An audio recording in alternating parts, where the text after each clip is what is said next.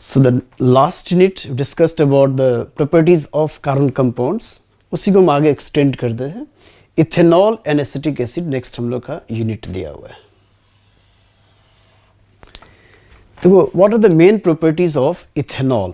दोनों साथ साथ इसलिए दिया था, सर्टेन प्रॉपर्टीज है जो इथेनॉल एसिटिक एसिड दोनों में कॉमन आएगा. ये फिर हम एक एक करके देखते हैं. The very first properties of ethanol. Properties of ethanol. देखो ये अल्कोहल कैटेगरी नहीं दे, इंडिविजुअल कंपाउंड दिया हुआ है. तो हमको समझना इथेनॉल है. Ethanol is actually neutral to litmus. ठीक है, या न्यूट्रल कोई रिस्पॉन्ड नहीं देगी. एसिडिक या बेसिक कैरेक्टर लिटमस पेपर पे शो नहीं करेगा ये. ठीक है. सेकेंडली इथेनॉल का जैसे बॉइलिंग पॉइंट कुछ ज़्यादा होता है. तो ये सब तो आगे का स्कोप में आएगा क्यों बॉइलिंग पॉइंट ज़्यादा होता है जब पढ़ोगे about the hydrogen bonds. But इस लेवल पे हमको ये मेमोराइज करना है. इथेनॉल लिक्विड फॉर्म में एग्जिस्ट करता है, स्वीट स्मेलिंग होता है, इसका बॉइलिंग पॉइंट थोड़ा ज़्यादा होता है और ये वोलेटाइल कंपाउंड्स है. अब मेन आ जाओ उसके केमिकल प्रॉपर्टीज़ पे, वहाँ पे ज़्यादा ध्यान रखना है. तो पहला प्रॉपर्टीज़ है इसका, that is reaction with sodium. तो remember, sodium being more reactive than hydrogen, sodium liberates hydrogen from alcohol. यानी रिएक्शन कराएंगे हम लोग. मान लो अल्कोहल को हम लिखते हैं ROH, या इंडिविजुअल अल्कोहल लेना है क्योंकि हमको इथेनॉल पढ़ना है. तो don't take out, directly take ethanol CH3CH2OH. Now what happens when a pinch of sodium is added to ethanol. जैसे हम सोडियम ऐड करेंगे, sodium being more reactive than hydrogen will liberate hydrogen from alcohol. Liberate करने के बाद ये देगा CH3CH2ONA plus hydrogen. This hydrogen gas is liberated. Balanced equation में कुछ हम ऐसे लिखते हैं. तो यहाँ क्वेश्चन बहुत बन सकता है. मान लो क्वेश्चन के फॉर्म में जाएगा तो देगा an organic compound having molecular formula C2H6O neutral to litmus, and when sodium is, this is neutral to litmus, that is given in question, neutral to litmus. Now when sodium is added, then hydrogen gas is liberated. Sodium is added, then hydrogen gas is liberated, और देखा a gas is liberated which burns with slight explosion. Sodium is added, a gas is liberated which burns with slight explosion and leaving white solid mass. Then what is C2H6O? देखो ये question क्यों बना. C2H6O दे रहा है. This compound may be ether और it may be ethanol. Ether भी हो सकता है, इथेनॉल भी हो सकता है. तो दोनों का मॉलिक्यूलर फॉर्मूला बराबर है. But when sodium is added, then which one will respond to this test? It is OH. इसलिए रिएक्शन विद सोडियम को बोला जाता है this is chemical test for acidic hydrogen. Ether में कोई एसिडिक हाइड्रोजन नहीं है. ईथर में सोडियम डालेंगे कोई रिस्पॉन्स नहीं होगा, कोई गैस नहीं निकलेगा. लेकिन यदि गैस निकल रहा है इसका मतलब C2H6 must be N alcohol. यानी C2H6O is existing the two isomeric forms of ether and alcohol. और ईथर अल्कोहल में which one will respond to sodium? तो अल्कोहल रिस्पॉन्ड करेगा क्योंकि उसके पास एक एसिडिक हाइड्रोजन है. ईथर में कोई रिस्पॉन्ड नहीं होगा ये. और ये जो सोडियम इथॉक्साइड है,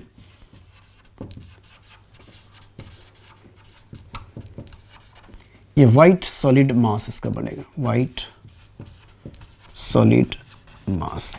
and this hydrogen gas is liberated with slight explosion. लेकिन यदि यही अल्कोहल जब ईथर कर देंगे तो कोई रिएक्शन नहीं होगा.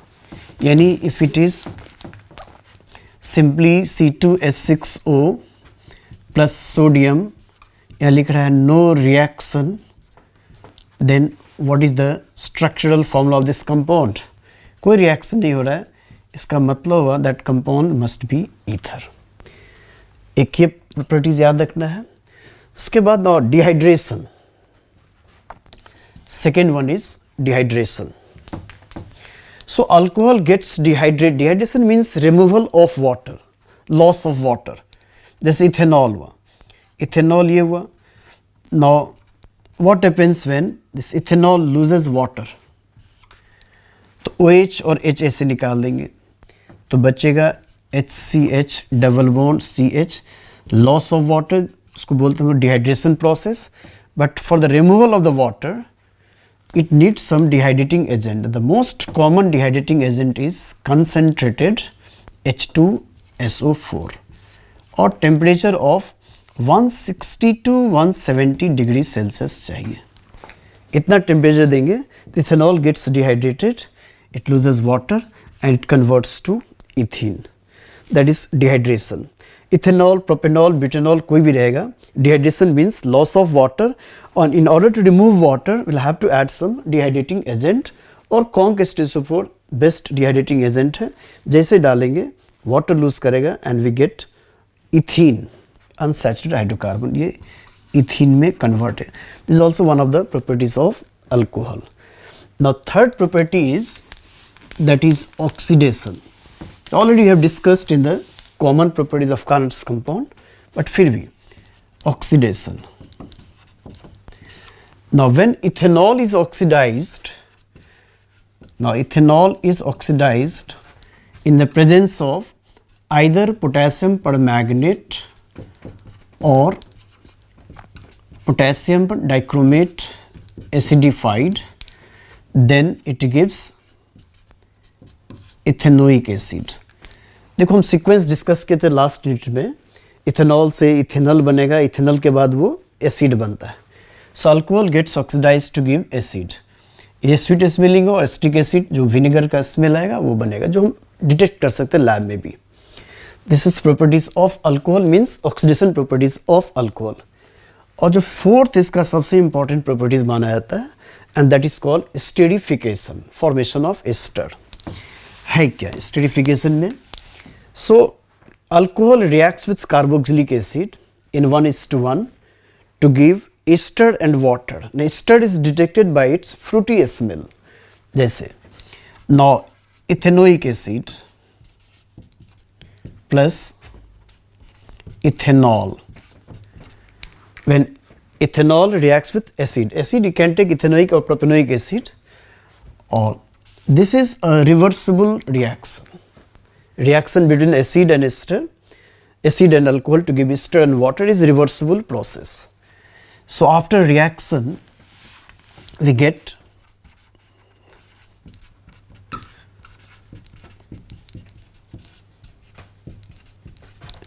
ester and water, and it needs a dehydrating agent. A traces of conc H2SO4 is added, and the product is CH3 C double bond O O C2H5 plus water. This process, this is called ester. It is ethyl ethanoate जो ester कहते हैं, और ये detected होता है bye it's fruity smell. So alcohol reacts with carboxylic acid in the presence of the traces of conc H2SO4 to give ester and water, and ester is detected sweet smelling. Ester is detected by its fruity smell. तो यहाँ एक major question बनता है, इसको ध्यान रखना. Question कुछ इस टाइप का देगा. An organic compound A is oxidized with KMnO4 to give B, and then A reacts with B to give C, having fruity smell, and one of the isomers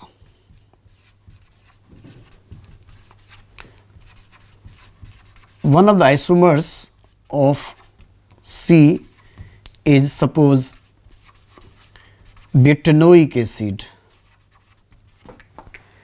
Then predict structural formula of A, B and C. देखो ये लगता होगा थोड़ा level से ज़्यादा है, but है नहीं. क्योंकि अभी हम तुरंत पढ़े हर चीज़ को ये. So A gets oxidized to give B. B further that A reacts with B to give C. It is very obvious. A कोई अल्कोहल ही होगा, B एसिड ही है. We know acid reacts with alcohol to give ester and water. तो C ester होना ही है. तो ये तो almost है. C is an ester, B is acid, A is alcohol. And ये डेटा देने का पर्पस क्या? One of the isomers of C is butanoic acid देने का पर्पस क्या, सेंस क्या? वो इसलिए दिया गया ताकि हम ये पता चले how many carbon atoms are there in C. इसको देने का सेंस ये है. So what should the structure of A B and C? Confusion क्या होता है, हमको लगता है सी में यदि दे रहा बिटनोइक एसिड है तो हम लोग रॉन्ग वे में अटेम्प्ट करके उसको कार्बन केवल पूरा कर देते. कोई ऐसे लिखता आंसर, कोई इसका आंसर ऐसे लिखता है ये, तो ये हिट एंड ट्रायल मेथड हो जाएगा. ऐसे नहीं करना है. Actually what is source of acid? Acid is collected from A. A के ऑक्सीजन से बी मिल रहा है. ए में यदि 10 कार्बन एटम है तो बी में भी 10 कार्बन एटम होगा, और फिर ए और बी को जोड़ के सी बनता, सी में 20 कार्बन एटम हो जाएगा. So how many carbon atoms are there in C? C contains 4 carbon atom. तो 4 कार्बन एटम का सीधा मतलब क्या हो गया, जितना बी में कार्बन एटम उतनी ए में कार्बन एटम होगा, और ए और बी को जोड़ के जो कार्बन आता है वो सी के अंदर आया, और एसिड बनाया था उसी अल्कोहल से, तो जितना कार्बन अल्कोहल के अंदर होगा उतनी ही कार्बन एसिड के अंदर होगा ये. तो if it is butanoic acid and is acid C is ester, ester is made after interaction of the acid and base. Number of carbon atom acid and base is equal. तो it is very obvious if it is 4 ester contains 4 carbon atoms, so both alcohol and acid should be of 2 carbon atoms. So A must be ethanol, B must be acetic acid. Reason is acid is prepared from the same alcohol. उसी alcohol से acid बना रहा है. Alcohol में 2 है तो acid में भी 2 आएगा ये. And C must be ethyl acetate या इथाइल इथानोएट. उसका रिएक्शन हम लिख देते हैं. देखो, यदि हम इथेनॉल लेंगे इज ए को ऑक्सीडाइज करेंगे, then we get B that is acetic acid. Now A और बी रिएक्ट करता है, means acetic acid reacts with alcohol to give ethyl acetate, ये बनता है, और वाटर बन रहा है ये. तो इसके अंदर देख सकते हैं हम लोग 4 कार्बन एटम है. This is C, this is A and B, ऐसे आएगा ये. और क्वेश्चंस को हम अगला बाद में डिस्कस भी करेंगे. तो अल्कोहल में ये सब मेन प्रॉपर्टीज़ है, और कुछ प्रॉपर्टीज़ और हम लोग देख लेंगे कार्बोक्सिलिक एसिड में. नाउ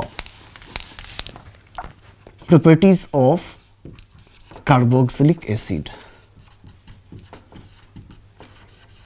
कुछ प्रॉपर्टीज कॉमन है.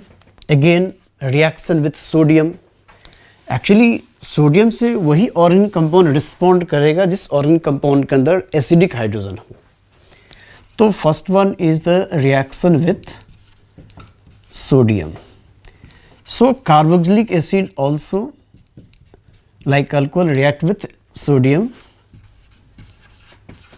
to liberate hydrogen, and hydrogen gas is detected by its slight explosion. It burns with a slight explosion. एक ये प्रॉपर्टीज. दूसरा प्रॉपर्टीज को हम बोलते हैं chemical test for carboxylic acid. तो सेकेंड हुआ reaction with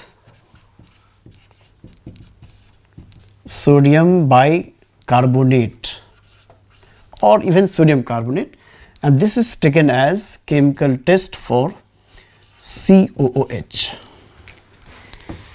So when sodium bicarbonate is added to carboxylic acid, a brisk effervescence is observed due to evolution of carbon dioxide gas.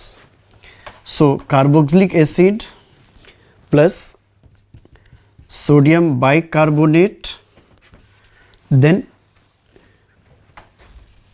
it gives sodium salt of acid plus carbon dioxide plus water. A brisk effervescence is observed due to evolution of carbon dioxide. Now that when that carbon dioxide gas is passed through lime water, पढ़े होगे, lime water जैसे हम पास करेंगे, lime water is calcium hydroxide, उसके through जैसे हम पास करेंगे, then lime water turns milky due to formation of calcium bicarbonate, और उसको फिर हम एक्सेस पास करेंगे तो पढ़े होगे, फिर से उसका मिल्की कलर डिसअपियर हो जाता है। ये तो chemical test for carboxylic acid को माना जाता है sodium bicarbonate test is shown by only carboxylic acid. So when we add sodium bicarbonate to carboxylic acid or any organic compound to be detected, if a brisk effervescence is observed, it means it is evolution of carbon dioxide, means compound must contain COH group, and that carbon dioxide is further detected by passing through the lime water. उससे हम पता कर सकते हैं react किया कि नहीं किया है। Like sodium bicarbonate, it reacts with sodium carbonate also. Reaction with sodium carbonate, bicarbonate और कार्बोनेट दोनों में से कोई भी हम ले सकते हैं as a chemical test. So carboxylic acid plus sodium carbonate, that gives sodium salt of acid plus again carbon dioxide and water, इसको बैलेंस कर लेंगे हम लोग, ठीक है। So it gives sodium salt of acid and again carbon dioxide gases, brisk effervescence is observed due to evolution of carbon dioxide gas. And then the next property is actually again esterification. Just like जैसे alcohol acid से react कर ester and water देगा, तो यहाँ बोलेंगे acid react with alcohol, same reaction है। So same reaction is there in the esterification. हाँ, एक पॉइंट और मेजर है, since esterification is a reversible process, it means ester reacts with water to reproduce acid and alcohol, and that is called hydrolysis of ester. And वहाँ एक नया term use करते हैं, उसको बोलते सपोनिफिकेशन। तो उसको थोड़ा सा देखो। So remember, since esterification is a reversible process, means acid reacts with alcohol to give ester and water. So ester will further react with water to give, like suppose ester is CH3, CO and C2H5. This is ethyl ethanoate, and it reacts with water to reproduce acetic acid and alcohol. This process is simply known as hydrolysis. Hydrolysis means reaction with ionized water, hydrolysis. And now you can think, suppose इसको hydrolyze किए, acid बना और alcohol बना, in the same container some sodium hydroxide is kept, तो sodium hydroxide यदि रहेगा और वहाँ acid भी बनेगा, तो acid और sodium hydroxide reaction से क्या बनेगा? Acid reacts with base to give salt and water. तो जो इस एसिड बनेगा वो एसिड फॉर्म में नहीं रह करके further it will react with sodium hydroxide to give sodium salt, जिसको हम बोलते हैं सोप्स। इसलिए this process is called saponification. यानी इसको डिटेल्स में ऐसे देखें, एक पॉइंट ही बना दो, saponification. This is alkaline hydrolysis of